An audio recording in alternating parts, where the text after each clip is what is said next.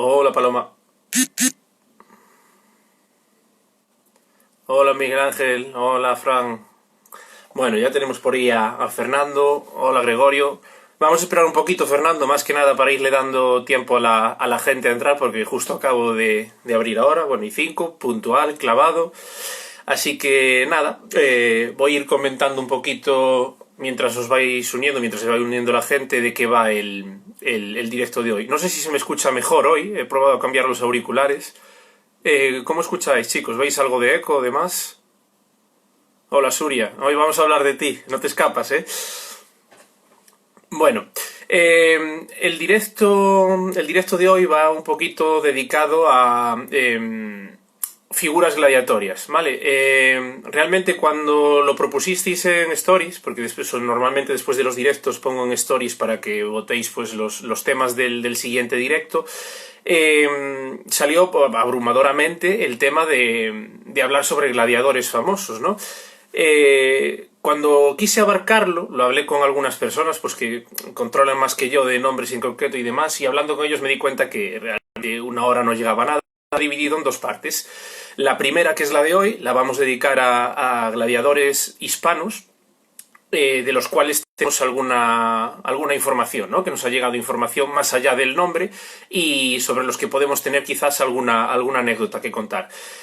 Para ello hoy he invitado a Fernando Barriales, que lo voy a colar ahora en el directo, ya que bueno, es Evergeta nacional muy conocido por muchos, de hecho, de los que estáis entrando en el directo, y que aparte de conocerlos, pues ha hecho mucho, ¿no? por la divulgación de los mismos, desde exposiciones museísticas, se ha puesto en contacto con ayuntamientos de las localidades de estos gladiadores para poner en valor su figura en diferentes momentos del año.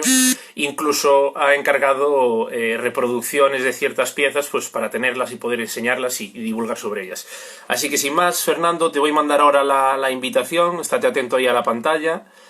Damos comienzo un poquito a la charla, porque esto al final es una charla, no es otra cosa. Una charla para matar un poquito el tiempo y manteneros entretenidos a los que tenéis curiosidad pues por este mundo. Vamos a esperar que vaya Fernando aceptando la invitación, a ver si no nos da problemas hoy.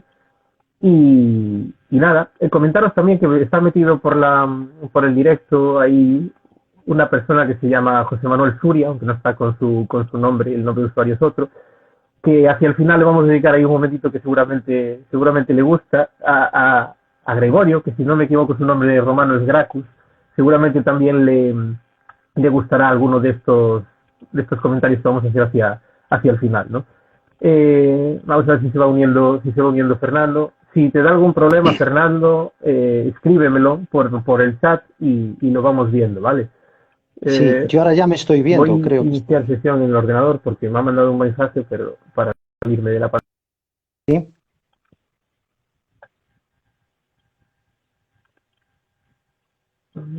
Vamos a ver qué me escribió aquí Fernando.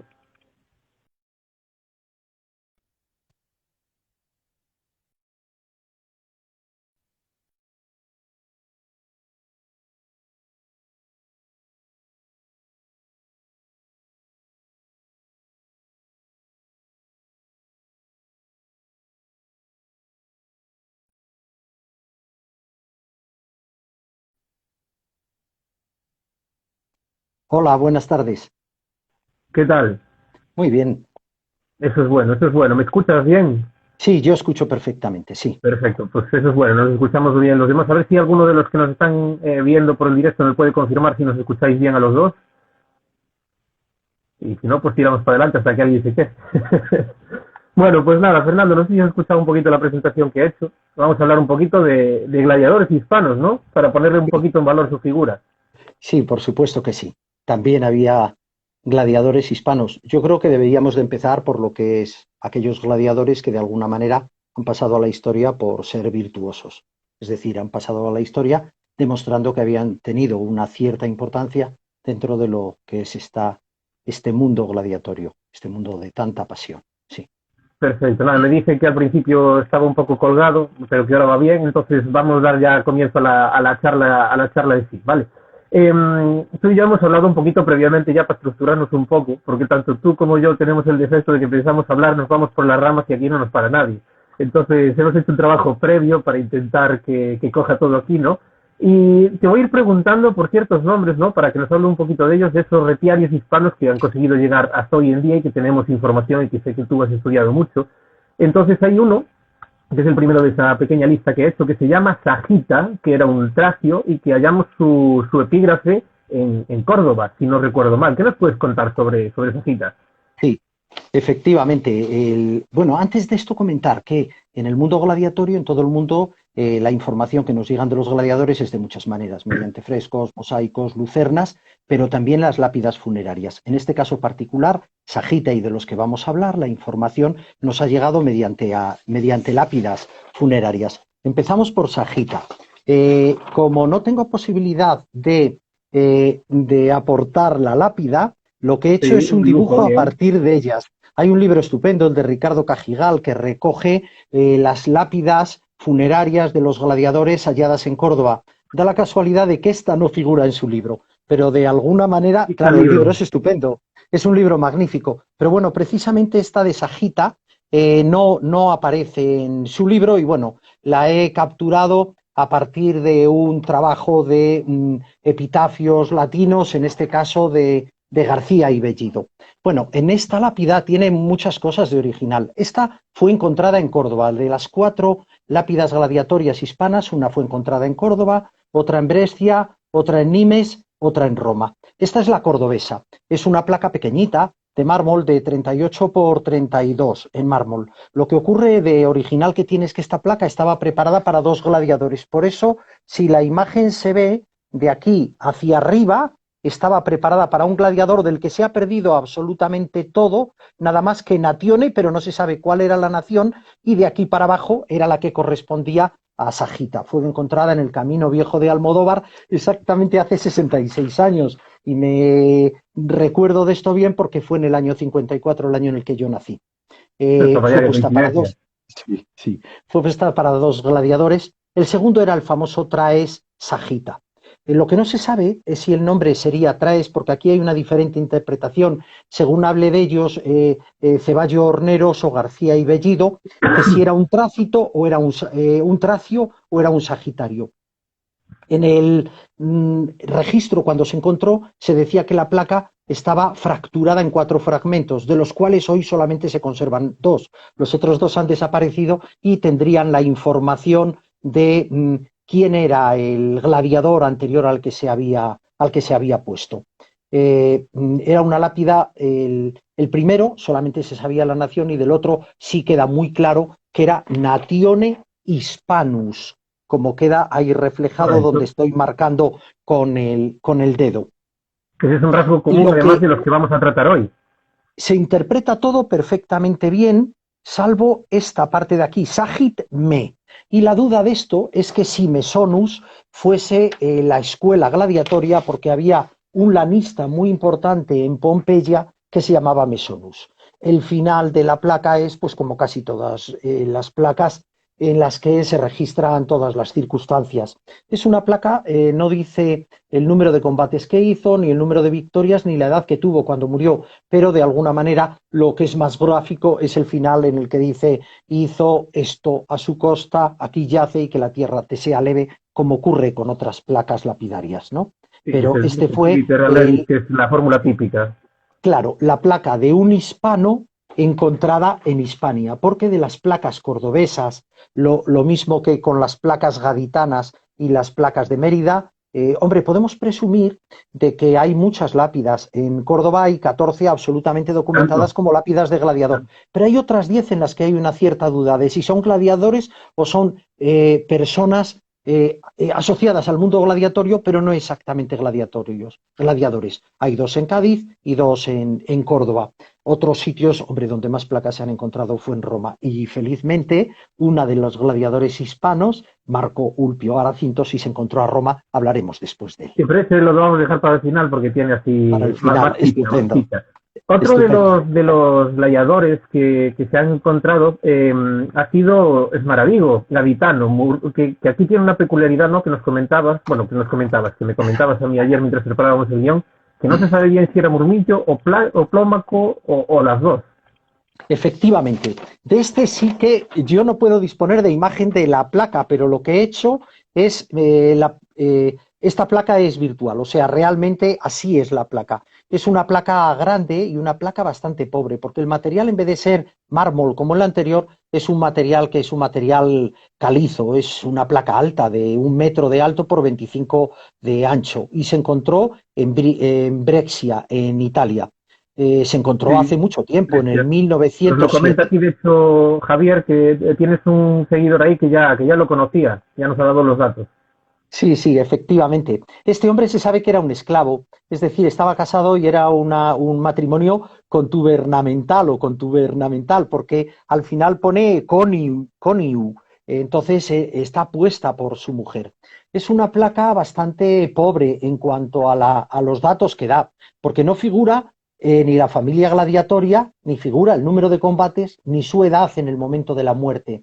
Y sí es cierto que figura como Mirmigioni, Mur, en un lado, el final de este lado, Migioni y luego Plomaco. Cierto es que también como Scutaris, ambos, el Oplomaco, si en vez de llevar el pequeño escudo lleva el escudo grande, el Oplon, sería considerado Oplomaco y Murmillo como una armatura similar. Recuerdo la sorpresa que me Okay. produjo en el libro de Alfonso Mañas cuando consideraba a Oplomaco como un gladiador pesado, cosa que a mí me sorprendía porque llevaba las ocreas grandes y llevaba el escudo pequeño, pero él decía con buen sentido, con muy buen sentido, como todo lo que dice Alfonso Mañas, que no, que se consideraba un gladiador pesado, primero por el peso que llevaba y segundo porque no siempre combatía con el escudo pequeño, esta pequeña parma redondita y muy ovoide, sino que también iba con un oplón. Y este es uno de esos casos que demuestra que Murmillo y Oplomaco podrían ser considerados como sinónimos. Este es Sí, Smaragdigus, de en hecho hay el que, mucha controversia en el mundo académico sobre eso, ¿eh? La sí, figura sí, del oplomaco, de hecho hay, sí, sí, sí. normalmente hay un enfrentamiento entre ese oplomaco, es un tipo de tracio, está ahí la Efectivamente. controversia. Bueno, esta fila es la que dice N de Sí, Natione, Gadit no. En vez de gaditano, ahí los lapicistas iban abreviando algunas letras de manera que para que le cupiera dentro de la lápida, si el claro. sentido se iba a entender, pues esto es lo que demuestra que era un gladiador hispano. De esos 4 gladiadores que conocemos gracias a la lápida funeraria, la lápida y fe hecho por su mujer, Fecit Coniu. Sí, Sí. es Maradí. Tenemos, siguiendo con estos gladiadores y ya acercándonos a los dos más importantes que hemos rescatado, tenemos también a Quinto Betio, que era otro tracio, al igual que Sagita, que se ha encontrado el epígrafe, bueno, la lápida en Nimes, ni más ni menos. Sí, efectivamente. Esta no conozco la lápida, es decir, es una cosa especulativa, pero quise inventarme una lápida. Lo que sí está claro es que la distribución de las filas de las letras eran así, pero no sé qué tipo de letras, si estaban más juntas, más separadas, si eran exactamente de este tipo, más grandes o más Fernando, pequeñas. Pero lo que sí perdona que te sabemos, interrumpa, antes de meternos más en materia, porque han hecho aquí una pregunta sobre la anterior, entonces antes de pasar te la voy a lanzar, sí, ¿vale? estupendo. Pregunta Javier Riomar si gaditano como esclavo es posible. No sé si se refiere a si era posible un gaditano esclavo o si era posible que gaditano sirviera como sinónimo de esclavo, no lo sé. Hombre, él era esclavo porque se sabe, si no fuese cierto es que algunos gladiadores solamente figuraba en la lápida su apodo de combate, Uh -huh. pero si no fuese esclavo habría la tria nómina y además no figuraría lo de coniux, que era un tipo de emparejamiento que no era permitido, que era permitido a los esclavos y a los infames, pero no era permitido a los ciudadanos. Con lo cual está claro que no era un hombre libre, ni era un Correcto. liberto, ni era un auctorati. Perfecto, pues nada, perdona por la interrupción, aquí le dábamos contestación a esa pregunta. Nada, seguimos con Quinto Betio entonces. Bueno, dejar bien claro que es especulativa, ¿eh? La placa existe, no ha desaparecido, porque en algún otro caso es que la placa ha desaparecido, en este no ha desaparecido, pero no he sido capaz, ni la conozco ni en imágenes ni nada, ni he ido nunca a Nimes. Esta se encontró en Nimes y además muy cerca del anfiteatro. La traducción pues empieza poniendo TR, es decir, que viene por Tracio. Tria nomina, es decir, estamos hablando en este caso de un gladiador que era un ciudadano libre. El Tracio Quinto Vetio Gracilis, que ganó 3 coronas. Trium pone, que murió a los 25 años. Anorum, 25. Natione Hispan, de nación hispano. Y luego, maravilloso, porque pone Donavit, donó este monumento, esta lápida, el Sestius Latinus de doctor, es decir, sería el doctor o el magistre, el entrenador de este gladiador Tracio, que está claro que lo único, tiene tria nomina, es libre, lo único que deja un interrogante es cuántas veces luchó, porque sí se sabe que consiguió 3 coronas, es decir, el trium coronas, no trium palmae, no 3 victorias, sino las coronas. Entonces, debió de ser si consiguió en 3 ocasiones la corona, probablemente en muchas más ocasiones consiguió la palma, porque la palma sabemos que era lo que se concedía por la victoria, mientras que la corona era solamente como las 2 orejas y el rabo para aquellas victorias que habían sido muy brillantes, muy espectaculares. Claro, perfecto. Entonces no era un gladiador malo, precisamente. Sí. Vamos ahora con uno de los 2 topes del día, que seguramente estará por ahí Yasuria, que lo tenemos en el espectáculo, que le hemos avisado temblando en plan, ¿y cuándo salgo yo? Bueno, pues estamos hablando ahora de Aracinto, Marco Ulpio Aracinto, que permíteme que lo introduzca aquí porque Fernando lleva toda esta semana haciendo una serie de publicaciones en su Facebook dedicadas precisamente a la recuperación un poco de la figura de este gladiador, ya que la Villa Romana de la Olmeda ha lanzado un concurso por el Día del Libro de recitar unas palabras en latín, y aprovechando que pues geográficamente el origen de este gladiador es muy cercano a la Villa Romana de la Olmeda, pues está intentando recuperar esa figura en su lugar de origen, ¿no? Entonces, a ver si le podemos prestar un poco de altavoz a esa propuesta y a ver si hay suerte y en un futuro podemos ver hecho realidad esa propuesta. Entonces, nada, Marco Ulpio Aracinto, que era un retiario palentino. Era un retiario palentino. En este caso, la placa también es especulativa, porque está perfectamente documentado, tanto por Ceballos Hornero como por García y Bellido, cómo era la placa, cómo era la distribución de las letras, pero la placa, tristemente, como ocurre en otras ocasiones, ha desaparecido. Pero está dedicada a los dioses manes de M y luego M. Ulpio Aracinto. Es decir, estamos hablando de un liberto del emperador Trajano. Aracinto, ¿qué significaría? Pues debería de ser un gladiador, además de que pone P, en la cuarta línea P' prim, o sea, era un primus palus, es decir, era un primera división.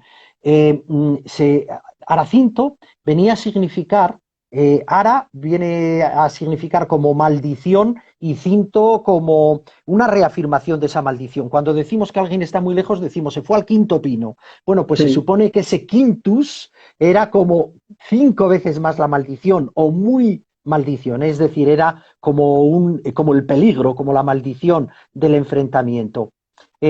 Hombre, Aracinto, por ejemplo, García y Bellido dice que esto tiene que ver como el culto a Apolo. Y Sabino Perea, que hizo un trabajo estupendo y que hace este año justo los 25 años que dio a conocer la existencia de este Aracinto, pero fue un conocimiento que quedó solamente en el mundo académico, unas líneas dentro de un congreso sobre la historia de Palencia. Y sí que habla de la maldición, o sea, sería Aracinto como el más terrible. Por ejemplo, dice Sabino Perea que es la única cita que hay de un tal Aracinto. No es verdad. En el libro estupendo, y vuelvo a referir, de Ricardo Cajigal, figura un tracio Aracinto que pierde en un combate contra Oceanus. Aracinto Liberto que pierde contra Oceanus. Lo voy a poner porque es enseñar algo de lo estupendo. Ahí está el Aracinto. Que era, sí, un grafiti. Aracinto ha tirado su parma y además acaba muriendo en el combate con Oceanus. Oceanus, en la misma página, tiene otro grafiti en el que pierde un combate, pero es perdonado frente a un oplomaco. Bien, pues esta dice Marco, Fernando, nos dice Marco en concreto de la maldición que habías dicho tú, comenta literalmente, que sería el que te manda al quinto pino, según Sabino Perea, que tiene la mención sobre él. Podría valer, sí, era como quintus, es como mucho más el Aran, que tenía que ver con maldición, o sea, el más terrible, lo peor de lo peor. Bueno, pues era tiene nombre y cognomen que tiene que ver con el emperador Trajano, Marco Ulpio Aracinto Retiario Primus Palus Natione Palanti, es decir, lo mismo que se sabe de que ha habido 4 hispanos, dentro de los 4 hispanos uno es palentino, luchó pugnavit en la escuela imperial, venció 11 veces y murió con bastante edad, 34 años. Y bueno, hoy me preguntaban en uno de los foros lo del 4, que cómo figuraba 4 veces el signo vertical en vez de el signo vertical y la V, y cierto es que en el mundo lapidario muchas veces, incluso yo contestaba a quien me hacía la pregunta, que muchas de las legiones, la legio 9 es la V y 4 veces el signo vertical, o la legio cuarto, la macedónica, siempre figura como legio los 4 signos verticales, los 4, digamos, palito. Bueno, pues esta lápida, esta se encontró en Roma y está terrible y tristemente desaparecida, aunque hemos tenido la gran suerte de que en el estudio y en el reflejo de cuando se encontró figuran toda la inscripción perfecta con toda la separación. Es decir, aunque es especulativo esta imagen que he puesto, pero está perfectamente distribuida la placa y los huecos que existían entre las letras y la placa. Pero hay que decir que es especulativa. Realmente solamente 2 son dibujo réplica de las placas, que son la de Córdoba y la de Brescia. La de Nimes es especulativa y esta de Roma también es especulativa. Perfecto, pues ahora que hemos hablado de Aracinto, y que la verdad que al cumplirse el 25 aniversario del encuentro de esta lápida, pues hubiera sido un buen momento para ponerlo en valor, ¿no? Pero bueno, entre unas cosas y otras, pues las instituciones ya conocen de ello porque hemos insistido en este tiempo y además somos una serie de personas que estamos implicados en ello, tú también. Lógicamente, si es que las instituciones, bien Diputación, Ayuntamiento, Villa Romana de la Olmeda, quien fuera, si toman la decisión de recuperar para el conocimiento ciudadano la figura de alguien tan importante, pues sería estupendo. Y me vale para decir de uno que no fue gladiador, pero sí que fue importante, porque le pusieron también una lápida y ¿cómo aquí se ha recuperado? Era Cornelius Atticus. Cornelius Atticus era un pancracista mallorquín.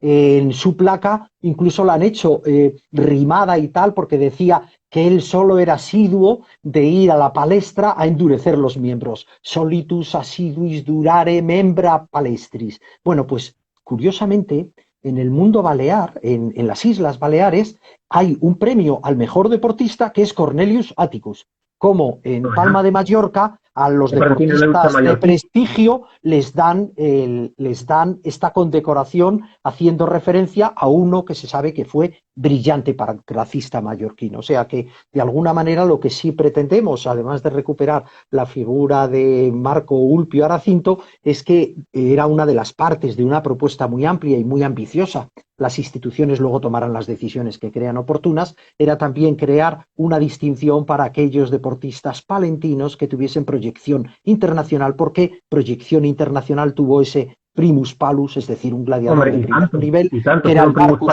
Ulpio Aracinto, efectivamente, y que además tuvo el infortunio de morir. Pero dentro de ese infortunio, el haber muerto en el Coliseo, en Roma, en el sitio... bueno, lo que decíamos antes, con 34 años, que la media de edad era bastante más baja en global, ¿no? Era sobre unos 25, 26 años. Sí. Bueno, terminando con Aracinto y deseando que se pueda poder hacer esa jornada, ¿no? De Marco Ulpio Aracinto, hablamos de otro gladiador hispano que de hecho sí que tuvo su jornada en La Bañeza, de hecho, que es ni más ni menos que Borea. Además sé que tienes por ahí una tesera que está expuesta en el MAN y del cual se saca información de Borea, que si la tienes por ahí igual era bueno enseñarla para comentar. La tengo, es estupendo. De estos 4 gladiadores que hemos hablado hasta ahora, se conoce de ellos por la lápida mortuoria, pero hay un caso como el de Borea que es un caso excepcional, hasta el punto de que esta pequeña placa es una placa que tiene 14 centímetros, es una placa de bronce y está en la vitrina del Museo Arqueológico Nacional. Esta placa se encontró en Niebla en el 1860 y que está hecha en bronce. Y es una tesera gladiatoria, una tesera en la que dice que Cerler, hijo de Erbutio, de los Límicos, entrega esta tesera gladiatoria a Borea, hijo de Cantio, de Bedunia. Bedunia era un oppidum, una ciudad en tiempo de Roma importantísima, que es la localidad actual de San Martín de Torres, al lado de La Bañeza. En el año 2016 hicimos en La Bañeza un año dedicado a recuperar la figura de Borea y fue estupendo. Esta placa de Borea, que es una réplica perfecta, lo han hecho los amigos de Temática, es perfecta, es exactamente igual que la que está en el Museo Arqueológico Nacional, en peso, tamaño, impresión, está perfecto. Bueno, pues es algo muy original porque en el mundo se encontraron las teseras gladiatorias que se entregaban a los gladiadores. Hay 107 en el mundo. Venían a ser unas pequeñas plaquitas de marfil en el que venía el nombre del gladiador, el año del consulado y una inscripción. Tú tienes la tuya, que además la ganaste por tus méritos gladiatorios. Bueno, pues esta es la réplica de la primera que se encontraron las teseras durante 100 y pico años y vienen poniendo Spectavit o así, o SP o Spect. Casi todas son así, pero solamente en el mundo ha habido una en bronce. El bronce es un material, bueno, pues mucho más noble. Las teseras de tipo mitológico, las teseras religiosas y las teseras legislativas o de emperador son en bronce. Pues tenía que ser algo muy singular, o era un gladiador muy excepcional, o lo que fue muy excepcional es que a un gladiador se le entregase en bronce. Cierto es que en España sería más fácil hacerla en bronce porque España tiene una tradición de aerarios, es decir, cinceladores del bronce, que tienen un prestigio dentro del mundo romano. Pero bueno, es de bronce. Lo que sí tiene es una cosa muy original. Es una tesera para colgarse y tiene una serie de aritos, que esto tiene mucho que ver con una cosa que se hace. Esto no tendría otro sentido que llamar la atención, porque actuaría a modo de sonajero. La institución Federico Battenberg en Pintia, de la Universidad de Valladolid, ha recuperado una serie de plaquitas de barro encontradas en la necrópolis de Pintia, en la necrópolis de las Ruedas en Pintia, en el que se ve unas plaquitas de barro y que tienen exactamente igual, serían como sonajeros, unos aritos de estos. Bueno, esta gente lo hacía de barro porque no iban a poner en un enterramiento una pieza de oro, de plata o de bronce, porque estaría expuesta a los expolios. De manera que todas aquellas joyas maravillosas que conocemos en oro o en plata, cuando llegaban el momento del enterramiento, quitando las armas, que eran algo que era menos importante, lo acababan haciendo en barro. Y es curioso porque esta placa de Borea tiene una similitud con aquella de barro. Nos puntualiza Marco respecto al material de la tesela que lo que es el material religioso también solían hacerlo en bronce, o sea, como símbolo, me imagino, de importancia. Sí, efectivamente, como comentaba antes, mitología, a nivel legislativo, como normativo, las imperiales eran en bronce. El bronce, decía Horneros Ceballo, que es un material noble propio para algo que tuviese una importancia que fuese más duradero y que tuviese una importancia más de carácter legislativo. Sí. Perfecto. Sí. No quería despedirme de Borea sin enseñar una cosa, pero para ello tengo que salir un segundo de cámara porque no alcanzo con la mano. Me la dejé aquí justo para decir, ya la tienes tú, ya no salgo de cámara. La tengo yo. Acércalo un poquito, por favor, Fernando. Comentar, esto fue mérito vuestro, de Caetra, tuyo, de toda la gente de Caetra. Vinisteis a ver la exposición de Borea y ese año acuñasteis para Arde Lucus la moneda de Borea, tal como habíamos representado a Borea, que está además un maniquí con la armatura, es decir, con la impedimenta, con la indumentaria de este gladiador, está en el CIDBA, en el museo, para que quede permanentemente allí, en el Museo de La Bañeza, donde se hizo la exposición en el año, bueno, fue todo octubre y noviembre del 2016, ya han pasado unos años, y bueno, este fue un poco el colofón. Y este fue el regalo que nos hicisteis a todas las personas que acudimos al encuentro de gladiadores el año pasado que se celebró en Lugo. Todos los que acudimos allí, pues nos regalasteis, nos obsequiasteis con un par de monedas de Borea, con lo cual, pues el conocimiento de Borea bueno, pues lo vamos difundiendo, pero además de eso vosotros contribuisteis de una manera muy importante porque un montón de gladiadores de España tienen la moneda de Borea. Claro, es otra manera de divulgar. Al final, divulgar es poner en conocimiento del mayor número de personas de distintas maneras, ¿no? Y es una manera, pues, de divulgar una figura que se ha rescatado. Así es. Ay, se me olvidaba poner una cosa, seguramente me tengo que alejar. Esto lo hizo el Museo Arqueológico Nacional y lo tuvimos en la exposición de Borea. Era la placa de Borea con la explicación, la descripción del texto en latino y luego el texto, la traducción en el texto, en el que explica. Sí, lo había dejado aquí para ponerlo, pero se me olvidaba, así que como todavía estamos con Borea, es momento de ponerlo. Es la plaquita esta pequeña, pero que impresionante queda así puesta en este panel tan estupendo, sí. Correcto, pues mira, podríamos, y digo podríamos porque no lo vamos a hacer, pasar a hablar de Suria y de Gracchus, que además hay dos personas que tienen ese nombre que están por ahí. Vamos a dejarlos un poco en ascuas y vamos a hablar antes de otro contenido que es el siguiente. Y es que, bueno, estos 5 gladiadores que hemos rescatado, pues son 5 gladiadores hispanos, ¿no? De los cuales tenemos información y que han sido importantes, pero no solo gladiadores hispanos hemos tenido también otras figuras de la arena, como bestiarios, como velatores, como lanistas, de los cuales tenemos registros. Entonces vamos a dedicarle ahora más o menos 10 minutitos y luego ya le quitamos esta intriga a Suria, ¿te parece? Sí, efectivamente.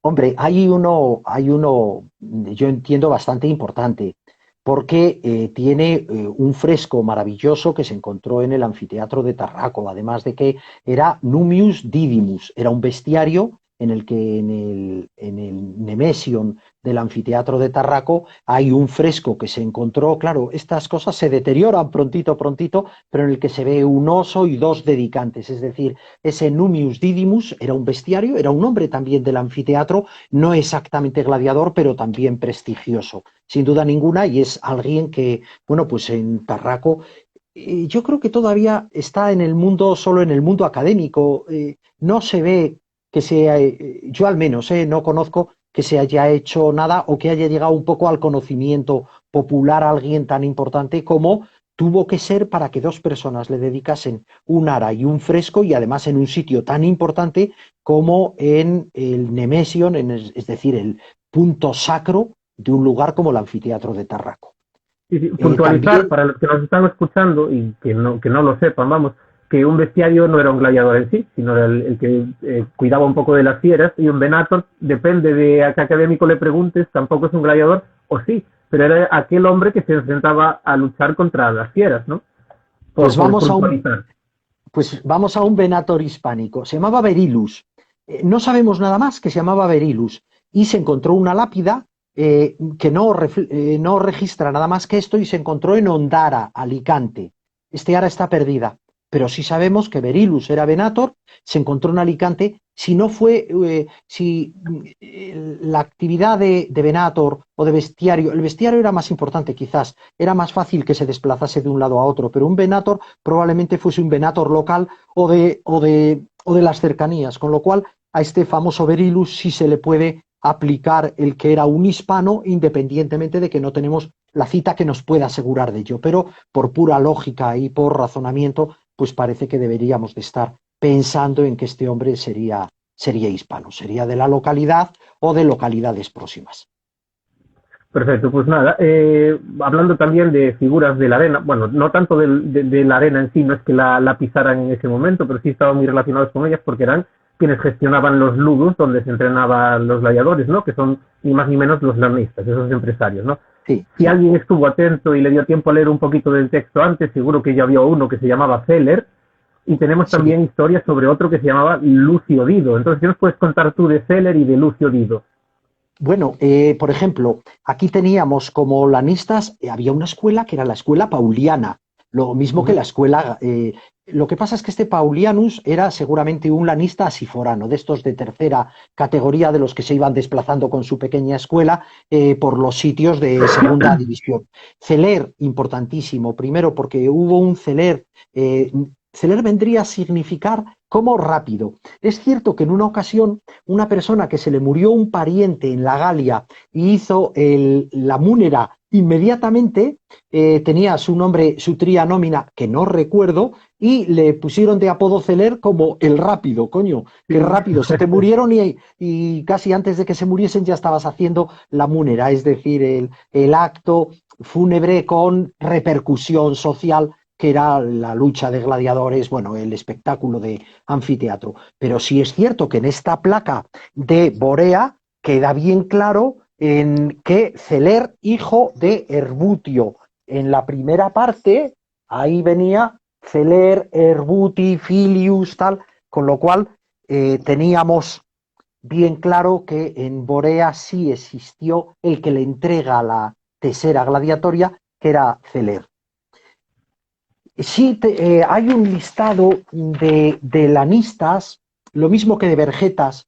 Eh, Como lanistas, para mí el más singular de todos y una figura que habría que luchar por ella, sobre todo los compañeros de Mérida, sería sobre Flavius Sabinus, porque este era el lanista del tiempo de Otón, Otón cuando fue el gobernador de la Lusitania. Y este hombre coge la tropa de gladiadores y le lleva a la guerra contra Vitelo. Y hay Tito Livio, bueno, ¿Qué año aquel, de emperadores?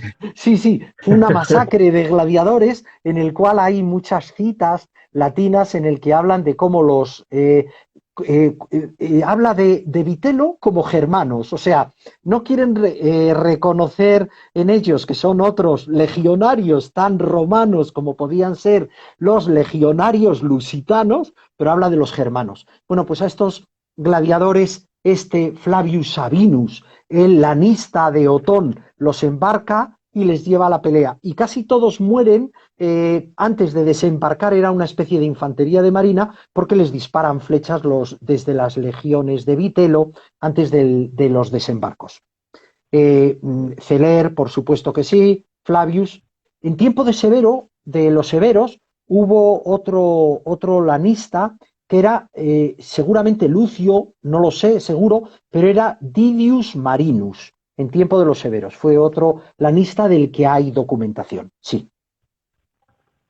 Exactamente. Y vamos a pasar ahora entonces a nombrar a estas anécdotas que se dan a veces en la historia, ¿no? Sobre gladiadores.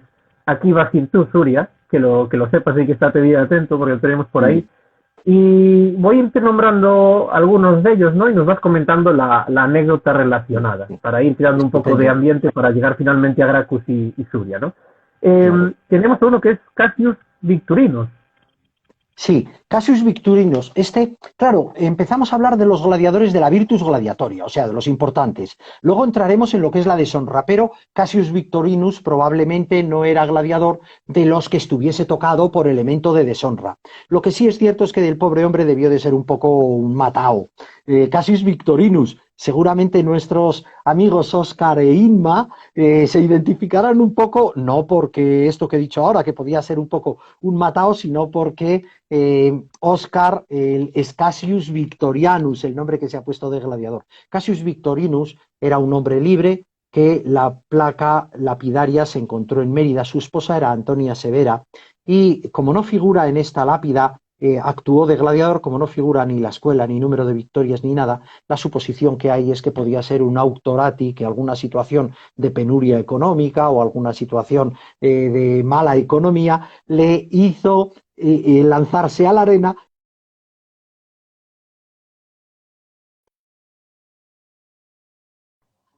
Ni nada, es decir, que el pobre Victorinus, el pobre Cassius Creo que se ha congelado la imagen, no sé qué ha pasado ahí.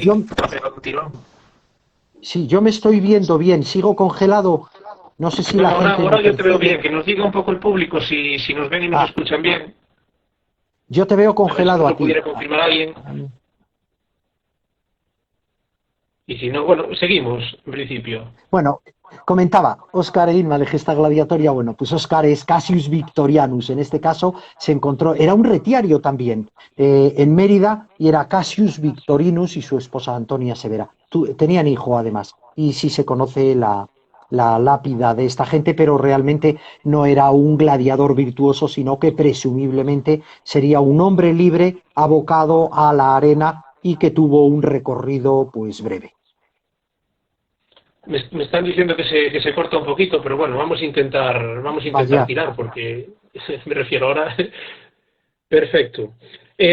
Otro de los nombres que hemos manejado ayer, bueno, nombres no, pero hay una pequeña anécdota con Calígula que hubo un retiario que salió a la arena y se vio sorprendido por otros ecutors con los que no contaba y acabó como primero medio negándose a luchar y luego hizo ahí una pequeña revuelta. Bueno, cuéntanos tú. Efectivamente, en el libro de Alfonso viene bien documentado. Nos lo cuenta Suetonio y fue en tiempos de Calígula. Cita un combate en el que es un combate de gregarios, es decir, varios contra varios.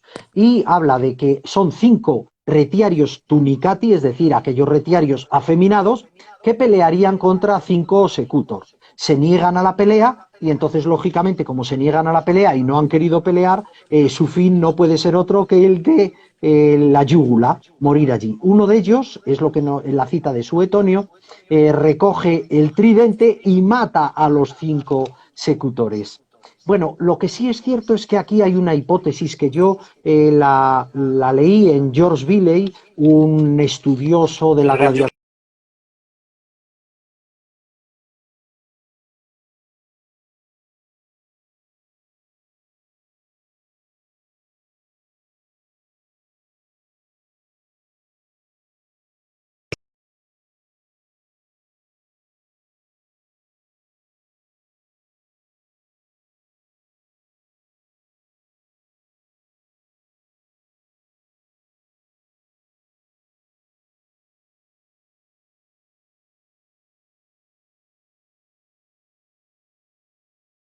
Exactamente igual que se hizo el mito de Orfeo y luego al final acababa.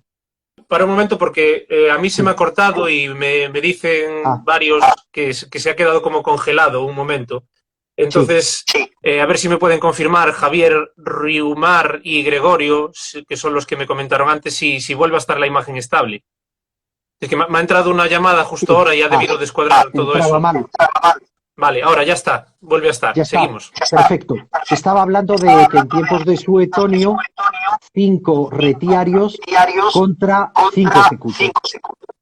Antes de que entrasen los bestiarios, existía una danza guerrera que era un entrechocar de armas.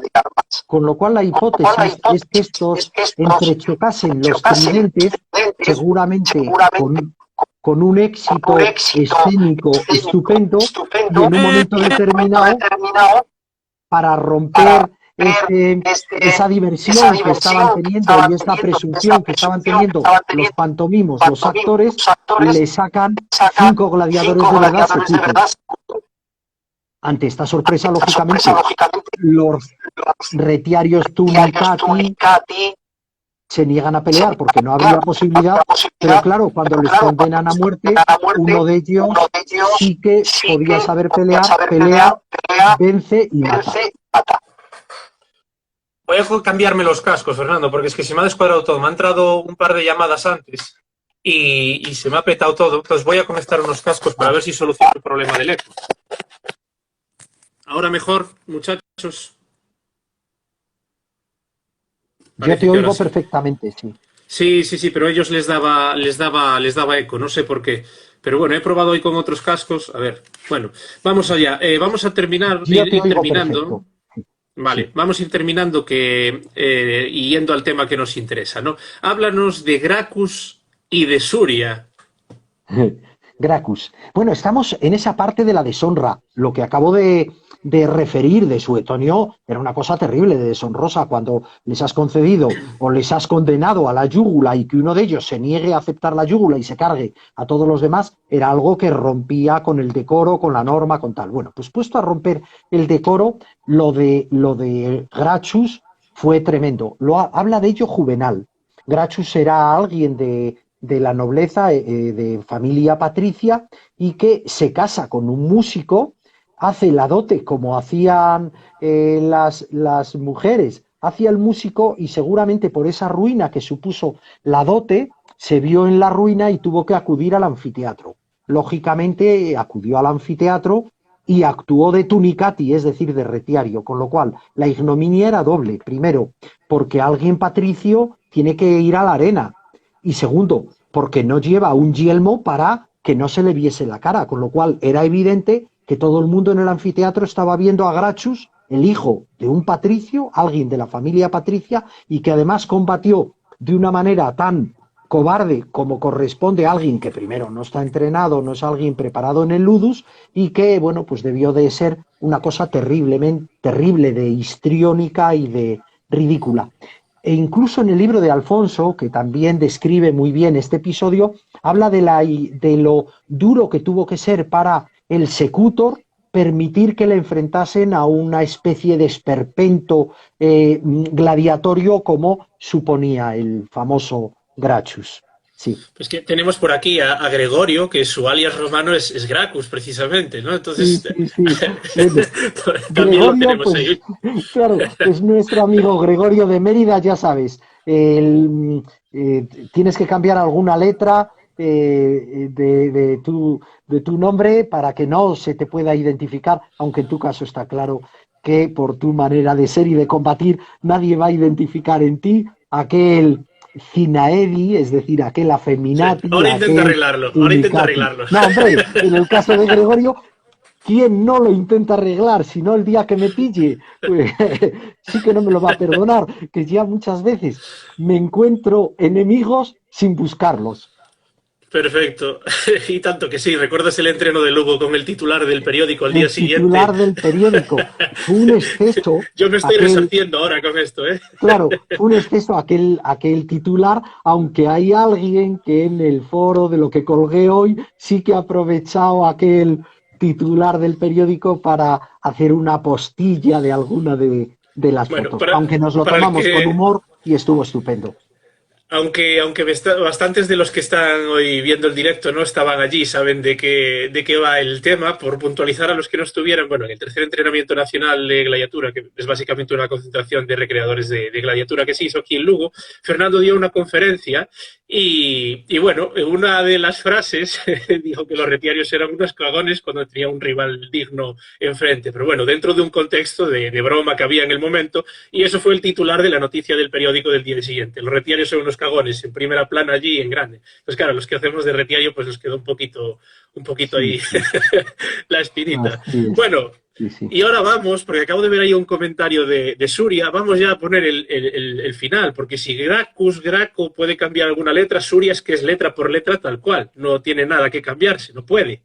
Claro, fue un escrito de Escolios a Juvenal. José Manuel, este va para ti. Se llamaba Palfurio Suria, era hijo de un consular, es decir, no era alguien, era bastante más que ser patricio, era dentro del patriciado el hijo de alguien que había sido cónsul. Además dice Escolios que era un hombre talentoso, pero sin moral, y que actuó en público. El problema es que actuó en público peleando contra una virgen lacedemonia, peleando contra una virgen espartana. Y actuó como púgil. Para desacreditar aquel acto, incluso acaba diciendo Escolios que muchos de los que asistían a aquel momento, a aquel espectáculo tan bochornoso, que era una monstruosa infracción a las normas y al decoro y a la moral, que iban vestidos al estilo griego. Pero lo que es cierto es que actuó como púgil peleándose contra una mujer, que además era virgen lacedemonia. Cierto es que Ovidio compara, refiriéndose a aquello, compara a los púgiles, es decir, la frase de Ovidio es luctatores, compara a los luctatores con los gladiadores. Es decir, esto no se volvió a repetir. Esto fue un escándalo espantoso, seguramente en la dimensión de lo que pudo hacer Cómodo en aquellas barbaridades que hacía en el anfiteatro, las que en algún otro momento hizo Calígula o Nerón o... La que nos has liado, Suria, la que nos has liado, ¿eh? Palfurio Suria. Era el nombre de este que luchó contra una mujer.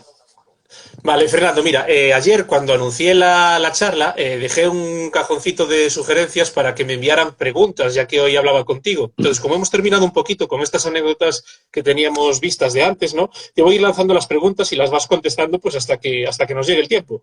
Que nos Estupendo. quedan 5 minutos de reloj, pero yo creo que nos da tiempo. ¿Vale? Estupendo. Mira, la primera te la manda Juan Tranche y te dice, ¿quién es para ti el mejor gladiador de la historia? Espiculus. Que queda bien. Claro, para quedar bien con Juan, tengo que decir Espiculus. El mejor gladiador de la historia tendría que ser Borea. Si pillamos un poco, claro, a ver, si no lo digo porque sea del pueblo de al lado de casa, no lo digo porque ya con Borea ya hemos hecho un trabajo. Hombre, Borea también tendría otra cosa. Caetra también dice que Borea fue tan importante como que os lanzasteis a hacer esa moneda que la habéis distribuido y ya está en muchísimos sitios de España. Es que, como Sí, sí. decía Marco Almansa, que el bronce era un material que era un material de prestigio, pues el que exista esta placa de bronce siendo la única del mundo, porque recibir palmas, recibir coronas, recibir astas, recibir torques, recibir faleras, recibir dinero, recibir esclavos, esto en mayor o menor medida lo consiguieron muchos. Recibir teseras solamente se conocen 107, habría alguna más, pero recibir tesera en bronce podía haber habido alguna más. Pero esto sí que es una cosa súper excepcional. Y además, en esta tesera, ahora voy a decir para Juan que hay cosas importantes. No dice cuál era su armatura. Nosotros pusimos que Un debía de ser un provocator. provocator, pero fue una interpretación particularmente mía. Sería maravilloso que alguien lo pudiese rebatir con argumentos porque todos aprenderíamos mucho.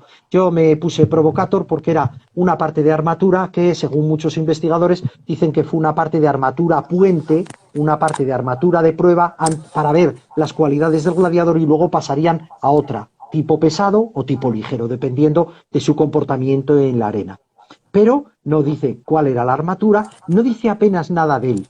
Es como si queremos hablar de Maradona, para que trascienda al futuro, o de Iker Casillas. No habrá que poner si es portero o es delantero, porque fue tan famoso que la gente solamente habría que decir Iker Casillas para que todos en España y en el mundo supiesen que era el portero de España en aquel momento del Correcto. Mundial, o quién era Platini. La gente no preguntaría si era un masajista, un entrenador o un portero. Sabían que era un jugador y en el puesto en el que jugasen, aunque yo no me sé el puesto en el que jugó Platini, por ejemplo, ¿no? Pero bueno, Maradona o el Cristiano o el Messi o el Cristiano o tal, esta gente que llega a una fama tan fama, no es necesario que en su placa ponga mucha afiliación ni muchos datos, porque solamente su propio nombre, en este caso su apodo, Borea, vendría a significar algo así como el frío, porque el Borea es uno de los nombres griegos que tiene que ver con esos vientos, y sería el viento del norte, el viento septentrional, el viento frío. Entonces podría ser un indicativo similar a esto. ¿Cuál es el mejor? Pues digamos que el primero Borea y el segundo Spiculus. Así me gusta, Fernando.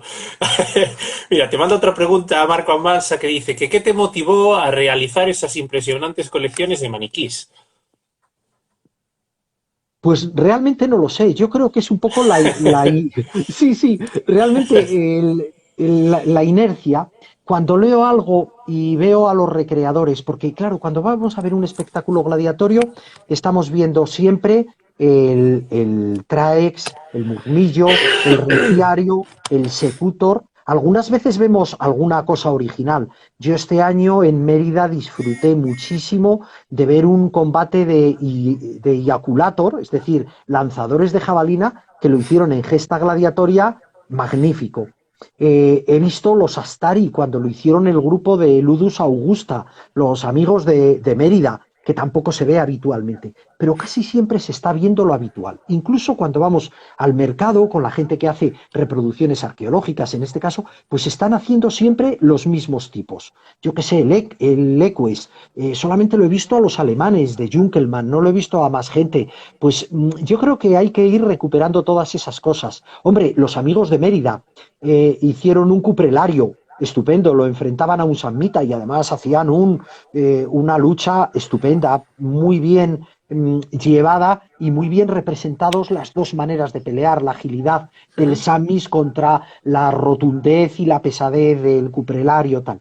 Pero casi siempre se está viendo lo mismo. ¿Qué es lo que me indujo a tener esta colección grande de diferentes trajes, pues decir, esto no se ha hecho, yo voy a ser el primero que lo haga, aún cometiendo fallos, porque muchas cosas son de interpretación, y luego ir aprendiendo de aquellas cosas que se me puedan ir corrigiendo, y cuando un profesional haga una pieza que la hace con calidad de profesional, pues yo retiro de mi colección aquella que había hecho yo con más ilusión que preparación y conocimientos y incorporo la hecha por el profesional. Sí, sí. Dice aquí Marco que ellos también habían hecho crupelario y que es complicado. Y te dice también Suria que tenéis pendiente el laquerari. Sí, el laqueario, sí, Te el del mando, látigo. te Sí. mando otra pregunta y ya cerramos con esta porque si no se nos va a cortar el directo, que nos queda nada para cerrar. Y es de Juan Manuel Hernández y te pregunta que cuánto de elaboradas eran las panoplias en la arena, si se distinguen mucho de las de luchar de la de que se usaba para desfilar.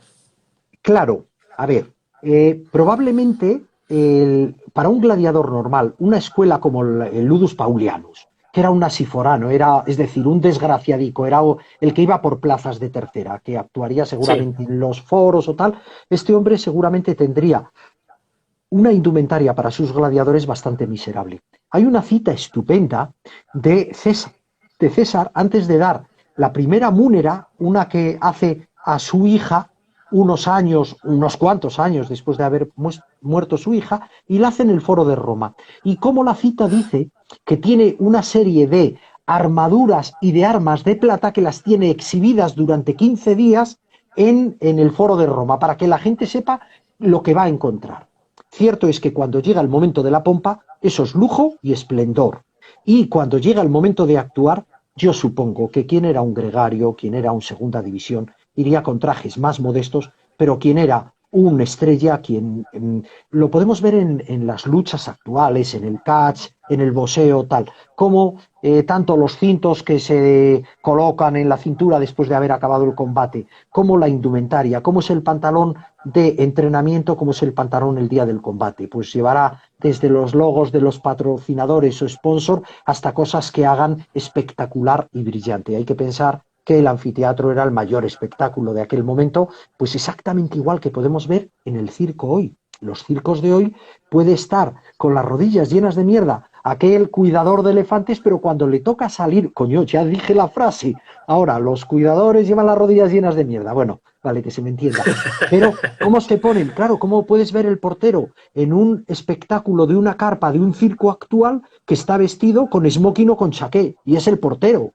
O el que está presentando, o el payaso, o el domador de elefantes, que está en pantalón corto, lleno de porquería, porque estará trabajando con el elefante, como inmediatamente se tiene que poner encima de su cuerpo brilli brilli, trajes espectaculares para que su presencia en la arena con el elefante, con el león, con el tigre o el malabarista enganchado al trapecio, como tiene que demostrar espectacularidad. Porque el anfiteatro era habilidad, un punto de violencia, pero sobre todo, espectacularidad. espectáculo. Esa cita de Julio César, como tiene durante 15 días exhibido antes de la múnera que iba a hacer en el Foro de Roma todas las armas que iban a usar sus gladiadores, es una cita clara de que lógicamente tenía que haber mucho esplendor. Y vemos muchos cascos, ocreas, Balteus menos, pero en cascos y ocreas hay algunos que son súper Impresionantes, maravillosos de impresionantes. la cantidad de mitología que llevan. Y te voy a tener que cortar ahí porque es que quedan segundos ya para que se nos corte porque estamos a nada, 40 segundos de hacer la hora completa. Así que te despido ahí, Fernando, y muchísimas gracias por ofrecerte a participar y por la charla, por la conversación tan amena que hemos tenido. A mí se me ha hecho muy corto, como Sí, es sí, pero va lógico. una Yo hora. soy el del rollo. Una hora, estupendo. Bueno, pues un saludo a Perfecto. todos Muchas y gracias, confío que Fernando. haya sido entretenido. Gracias Sí, a claro que vosotros. sí. Muchísimas Chao, gracias, Fernando. Chao. chao, un abrazo. Bueno, pues nada, muchas gracias a todos los que habéis visto el directo. Como siempre os dejaré detallitos y stories y preguntas para el siguiente y deciros que la semana que viene seguimos con esto, pero con gladiadores ya no hispanos, sino de ámbito europeo con Juan Tranche. Ya os diré el día porque de momento aún tenemos que cerrarlo. Un saludo y muchísimas gracias. Chao, chicos.